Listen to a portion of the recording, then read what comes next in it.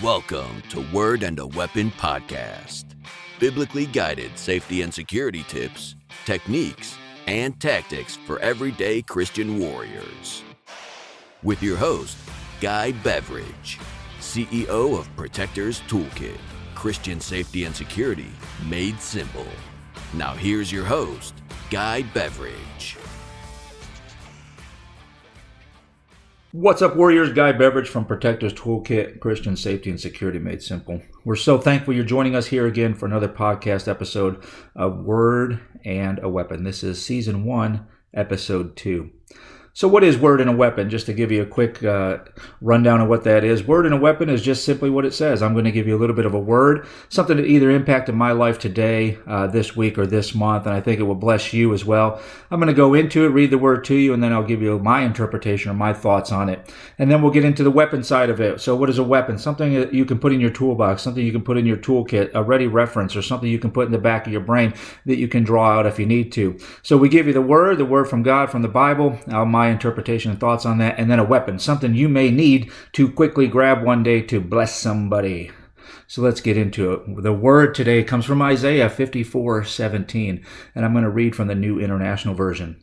Isaiah 54:17 says this: "No weapon forged against you will prevail, and you will refute every tongue that accuses you. This is the heritage of the servants of the Lord, and this is their vindication from me, declares the Lord." In the Good News translation, it says it this way: "No weapon will be able to hurt you. You will have an answer for all who accuse you. I will defend my servants and give them victory. The Lord has spoken." If you listen to worship music in your car, wherever you are like me, you probably heard this song from Elevation Worship called "Sea of Victory." And in their song, it says that I'm going to spare you singing this for you, but I will read what the lyrics of the song are. "The weapon may be formed, but it won't prosper. When darkness falls, it won't prevail. Because the God I serve knows only how to triumph. My God will never fail. Oh, my God will never fail."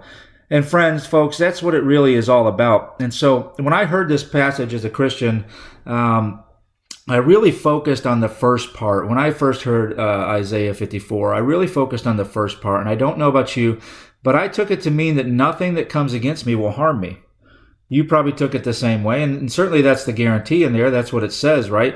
But it wasn't until later in my walk with Christ, and as I matured as a Christian, I started to understand the part that's in there about the weapon being formed. You know, this sentence assures us of a couple things. Weapons, in fact, will be formed, and they will not have their intended outcome or produce any results. If you look in the song from Elevation Worship, it tells us clearly the weapon may be formed.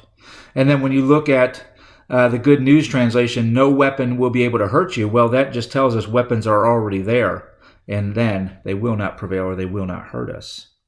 So you can understand, when we look deeper into this whole passage, we can start to understand that there's much more than the first sentence. There's so much more than protection just against attacks. Yes, weapons will be formed, but they will not have their intended outcome or produce any results, sure. But the promise here is clear. It will not prosper, meaning you'll be able to rely on God's hand to lift you up out of trouble that you're in, or he will cause the trouble to turn around for good, as he says in Romans 8:28. In there it says, "And every tongue which rises against you in judgment you shall condemn." Now, of course, that sounds great, right? It sounds like, oh, yeah, we'll be able to talk to people who have talked bad about us. We'll be able to know.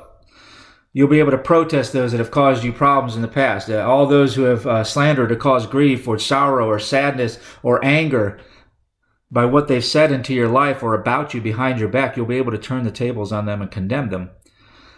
But let's take notice, folks, of this right here. The words "in judgment." In judgment. That means at the end of times, when we all have our mistakes aired and they're all out in the public. So we make sure first that there's no plank in our own eye. And here then, forgiveness is always the best policy, obviously. Then it goes on to say, "This is the heritage of the servants of the Lord." So a heritage, that's something you're given as a birthright. That's something you receive, not by anything you did. You didn't obtain it by anything you could have done, but just by who gave birth to you. what you were born into. And if you're born in Jesus, then our heritage is from him, and we will receive all the promises and blessings of that birthright. That's the heritage of the servants of the Lord. And then it goes on further to say this, and their righteousness, or it says it in the NIV translation, and this is their vindication from me, declares the Lord. Here again, friends, this is another acknowledgement of our lack of ability to obtain righteousness for ourselves. Vindication means simply the action of clearing someone of blame or suspicion. Who's going to clear us? Who's going to vindicate us? Who is going to give us our righteousness? Well, that comes from the Lord. We want to make sure we aren't translating that word to mean vengeance, because vengeance is mine, says the Lord. That's very clear. It's not for us to take. That belongs only to the Lord. So I hope that blesses you. I hope that part of the word blesses you. I hope it blesses you in the same way that it did me. I know that weapons will be formed. Weapons already are formed, and people can slander me and talk bad about me. But at the end of times, on Judgment Day, I'm going to be vindicated because my heritage from the Lord has already told me that. No weapon will prosper. So let's get into the weapon side of the message today. So I kind of wonder if I kind of think that most of you listen to the podcast the same way I do. I listen to it in my car all the time. I listen to podcasts from a lot of different people. So I typically find myself in my car on a long drive, short drive, doesn't matter. I pop in a podcast. There's nothing really on the radio that is necessary for me. I can pop in worship music whenever I want to as well. So there's a lot of stats. You'll probably drive a car definitely after listening to this. So there's a lot of stats around cars and surrounding cars. So here in America, we spend an average of about 17,600 minutes behind the wheel each year. That's on average, and that's from the AAA Foundation for Traffic Safety. In that same study they did, they also found that drivers traveled nearly 10,900 miles on average and spent more than 290 hours on the road. So friends, when I say you'll at least be driving a car after you listen to this, it's probably true when I say that. The amount of time the average driver spends behind the wheel each year is equivalent to 7 40-hour weeks at the office. It's equivalent to 7 40-hour weeks in the office. So then why wouldn't we think more highly or take more care and consideration about the vehicles that we drive and operate in, that we spend so much time in? Sometimes we get complacent in this. Is that right, friends? Absolutely we do. How many times you just jump in your car and you go? You know it's going to start. When it does start, you get in it, you put your seatbelt on, you turn the music to whatever channel you need to, and you are just gone. There's some things we should be thinking about, though, around vehicles. Your vehicle is essentially a weapon of sorts. It can be aimed at somebody. It can be pointed at somebody. It can cause death and destruction to somebody if it needs to. But if it's not ready to take you where you need to go and get you there safely and back safely, then we're failing in the mission that we started out with. So let's go through some steps that I like to take routinely with my vehicles and the vehicles in my family. Number one, let's visually inspect our vehicle. How often, friends, have you taken a walk around your vehicle? Just walked around to see what it looked like. Visually inspecting your vehicle, looking at the tires. Maybe you'll notice a new flat tire, a new damage. There's lots more about your vehicle and your environment that you can notice. So we want to get in the habit of doing a visual inspection to determine the condition of our vehicle before we ever take off. If you're in a new construction area like I am, I definitely take a look at the tires, because that just the construction area by itself just lends to nails getting in tires. Am I right? So I take a visual inspection of my wife's car and my car before we drive anywhere. Number two, let's look inside of our vehicles. Whether you're at your house or you're getting in your vehicle after you've been away from it for a little while, look inside your vehicle. Nothing says you have to immediately enter into your vehicle when you get up to it. A general rule of self-defense is never enter into an area that you can't first observe from a safe distance. Whether you're coming out of work or going into a store, we want to make sure that we're visually scanning those areas. So same thing with your vehicle when you come back to it after you've been away from it. Scan, observe it from a safe distance, look inside your vehicle. Look through the windows, make sure your vehicle is safe to enter, and then know what he's hiding in it. Number three, I think this goes without saying, but sometimes we get a little complacent in this as well. How about keeping our vehicle maintained?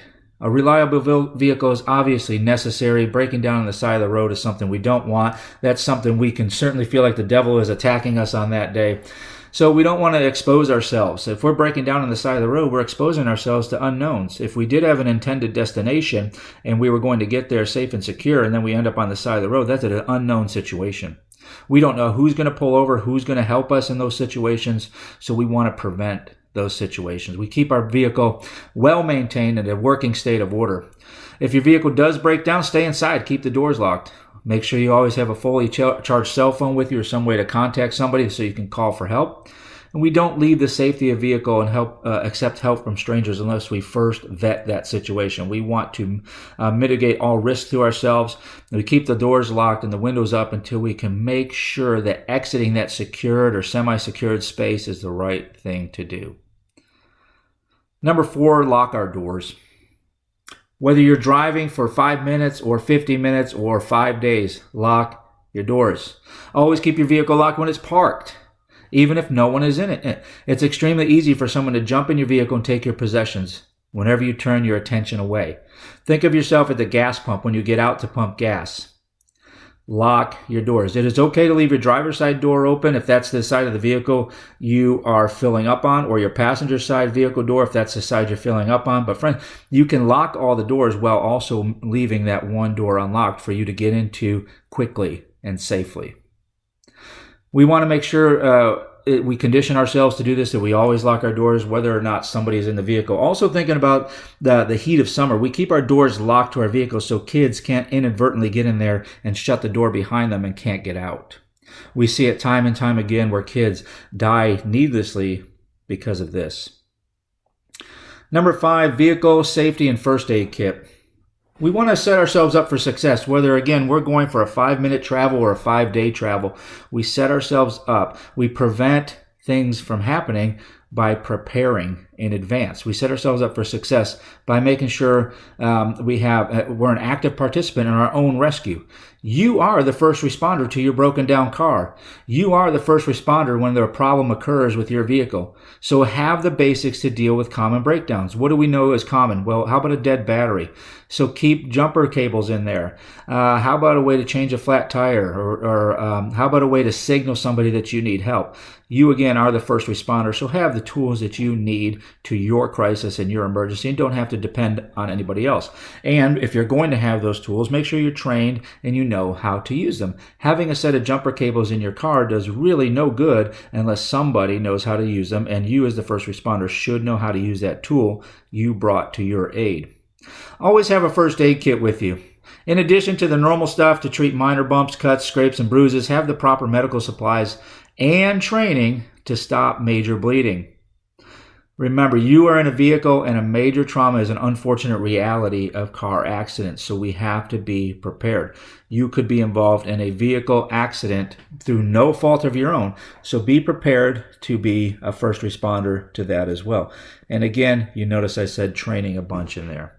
Make sure you're trained with the tools that you have and you are ready to use them. Number 6, this one is if you're looking for somebody, if you're getting close to an address, you know you do this all the time, keep the music down. You turn the radio down so you can see better, right? I don't know if it's just me, but I bet you a lot of people do the same thing. But when we're driving our vehicle, we need to keep the music down too. And how many times are you out on the road and you see people with headphones in their ears? Both ears covered with large headphones or even the earbuds really does not give a lot of opportunity for ambient noise to impact their environment. Friends, I can tell you as a patrol officer, I've used my siren right next to vehicles and they couldn't even hear it. That's a scary situation for me, and it should be a scary situation for them, but we pay no mind to what's going on outside of our vehicles, and we just stay in our own little world. So turn the music down. Don't impair our senses with loud music. It only creates a distraction. It will prevent you from hearing everything that's going on around you. Please stay safe in that. Number 7, never let gas go below half a tank. I'm going to say this one more time just for my wife way in the back who needs to hear this. Never let gas go below half a tank. Yeah, friends, if you are able to fill up. Park a full car if you can. It's a good rule of thumb, never let your tank go below half a tank. I prefer 3/4 of a tank, but that's just for the various things that I do in my life. If you run out of gas, you're going to be stranded on the side of the road and be vulnerable again to your surroundings, what's going on around you. If you run low on gas, you'll be forced to get gas at a time and a place that is not of your choosing as well. Understand this too. This is the biggest lie adults tell themselves. I'll get gas in the morning. Yeah, you're going to be running late in the morning, so you're not going to have time to get gas. So please, when you have half a tank, you get below half a tank, start looking for the gas station you want. Choose the gas station you want to fill up at, and just fill that back up, friends. We always want to make sure also when we're filling up that we try to get it at a crowded gas station in an area that is well lit. We get it at a crowded gas station in a safe part of town and during the daytime as much as possible. Choose where you want to fill up. Don't have to wait for you to break down. Number 8, this goes along with the first aid kits, a vehicle escape tool, glass breaker, or seatbelt cutter. They sell these online. You can buy them very inexpensively on Amazon.com. Find one that works for you and then understand how to work it. If you can buy a 2-for-1 deal where you get 2 and you pay for 1, the easiest thing to go do to figure out if you know how to use this tool is go to a junkyard. Go to your local junkyard with one of these tools, try to break a window, and try to use a seatbelt cutter. This is the easiest thing to do to figure out if you can work these tools. You do not want to try to use and manipulate these tools in a crisis situation.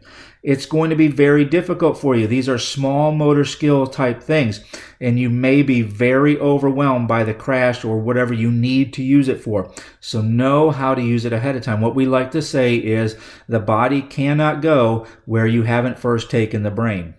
The body cannot go where you haven't first taken the brain. I heard this first from Mark Warren at Strategos International. You have to take your brain somewhere first, show it what to do so it knows how to perform in a crisis. Put it somewhere in your vehicle where you can have access to it at any given point, and make sure it's in a secure enough location that it's not going to go flying around in the vehicle and then you have to hunt it down if you're involved in a crash. Number 9, observe your environment before exiting your vehicle. I told you earlier on in the podcast that your vehicle is a secured or semi-secured environment. It is also a weapon.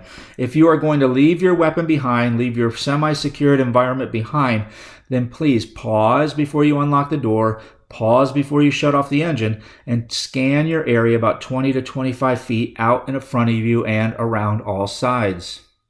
We want to also look behind us, and remember, as soon as you exit the safety of your locked vehicle, you're in a high crime environment. No matter if you're at Target, Walmart, wherever you shop, you are in a high crime environment. Put that into your mind, because people will want to assault you in those transitional spaces between your vehicle and the store. All right. We also want to make sure we're parking in a well-lit area. If you choose to carry non-lethal weapons such as pepper spray, have it in your hand before you exit your vehicle. But friends, like I say, before you exit that weapon, that vehicle, before you unlock those doors, before you shut off that engine, make sure you scan 360 degrees all around you to know that it is safe to step out into that environment. If it isn't, you are no worse for wear. Back out of that area, pull out of that area, and get out of that area. There's no need to delay those actions. And last but not least, don't mark your vehicle. You know, friends, I do some training where I can take people into a parking lot and I can tell you almost exactly which vehicles I will find weapons in, and which vehicle I will find certain tools in, and which vehicles are good target vehicles, just by the type of stickers and other identifying information people keep on their car. If you have my honor student, this, that, or the other thing, and it's within the last year, I know you have kids. Chances are you may have a kid with you while you're shopping. That's a great point of attack, because people will have their guard down when they're focused on their children. If you have all of these gun type stickers, a Glock, a SIG, tells me everything about you that you love firearms, chances are you may have a firearm in your vehicle, and it may be enough to make somebody break into your vehicle. We don't want to put anything on our vehicle that makes it stand out or is easily identifiable. Once you mark your vehicle, you make it a target just by those little nuanced things that you put on there. Thieves and criminals pay attention to these things. It's great that you want to tell the world that you love unicorns, but if we're giving away too much information about ourselves, we've got to stop that. Second Amendment stickers, all that kind of stuff, very attractive to gun thieves. Vanity plates make you memorable, make your vehicle recognizable. You want to go unnoticed and stay under the radar. We're keeping our footprint or who we are to a bare minimum. So, folks, that's what I have for you on this episode of Word and a Weapon. The show notes will have all of these in there so you can ready reference those and you can share them with somebody. And speaking of sharing, make sure we do share this podcast with everybody in your life that needs to hear it. They're going to get a word, a little bit of message and a learning and an understanding, and then they're going to get a weapon, maybe something you can prevent something happening to you or to someone you love. God bless.